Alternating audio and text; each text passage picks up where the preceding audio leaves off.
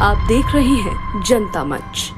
मोदी सरकार की नई एकीकृत पेंशन योजना यानी कि यूपीएस अपनाने को लेकर कर्मचारियों में खासा उत्साह नजर नहीं आ रहा है। एकीकृत पेंशन योजना का विकल्प देने का आखिरी तिथि 30 जून है, यानी कि महज 13 दिन शेष बचे हैं। हालत यह है कि अभी तक केंद्र सरकार में लगभग 30 लाख एनपीएस कर्मियों ने महज 50,000 कर्मचारियों ने भी यूपीएस में शामिल होने का विकल्प नहीं दिया।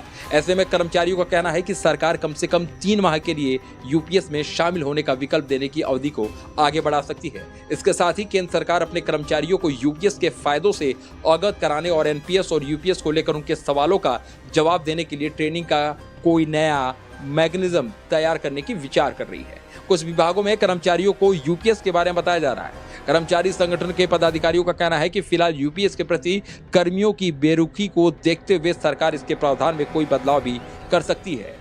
National mission for old pension scheme Bharat के अध्यक्ष डॉक्टर मनजीत सिंह पटेल कहते हैं कि यूपीएस के प्रति 2-3% सरकारी कर्मियों का भी रुझान नहीं है।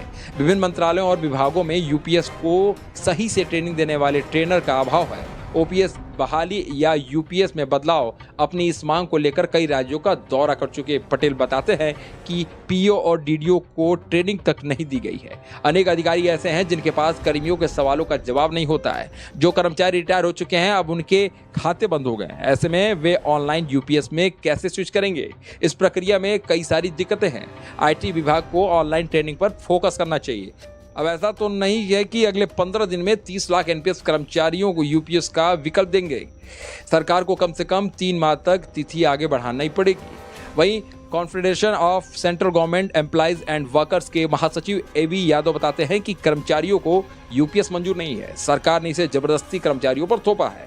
कर्मचारियों की एक ही मांग रही है, वो है ओपीएस। पुरानी पेंशन बहाली के अलावा कर्मियों को कोई दूसरी योजना नहीं चाहिए। यही वजह है कि इतने दिन बाद भी कर्मियों ने यूपीएस की तरफ जाने का विकल्प नहीं अपनाया। अगर 30 लाख कर्मियों में से 50,000 कर्मचारियों भी यूपीएस का विकल्प नहीं चुनते हैं तो इसका मतलब कर्मचारी इस योजना का स्वीकार करने के लिए तैयार नहीं है।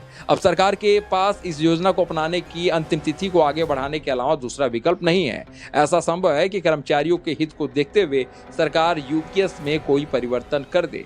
ओपीएस बहाली सहित दूसरी मांगों के लिए confederation of central government employees and worker की तरफ से कैबिनेट सचिव को एक दिवसीय हड़ताल का नोटिस दिया गया है।